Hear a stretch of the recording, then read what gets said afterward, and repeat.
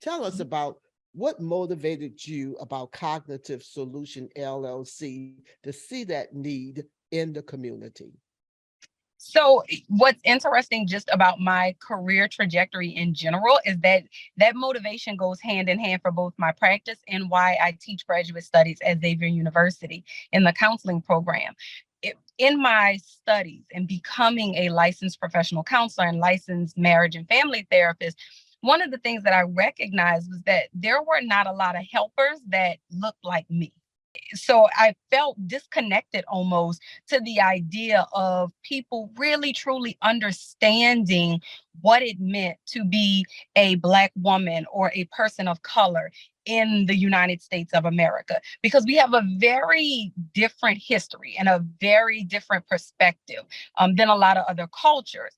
And so that was one impetus that set me on that journey of, okay, in order to be an effective helper, right, to the community that I feel like needs us the most, then I have to dig into the trenches, right? I have to be a part of that change. And a part of my master's degree studies, when I was studying to be a counselor, I developed a love for academia, right? I started to teach more and helping to mentor people who were seeking to do this type of work in the community. And I decided, you know what, I'm not going to stop with just doing the work in the community. I want to be a part of cultivating more people who are ready to do that work, who want to do that work and engage in this type of fulfilling work in life. And so I decided to go back to school, get my doctorate, and become a counselor educator. And a big part of that also was when I was in school, there were no professors who looked like me, right? There were no mentors for me available that I felt like I could connect or identify with.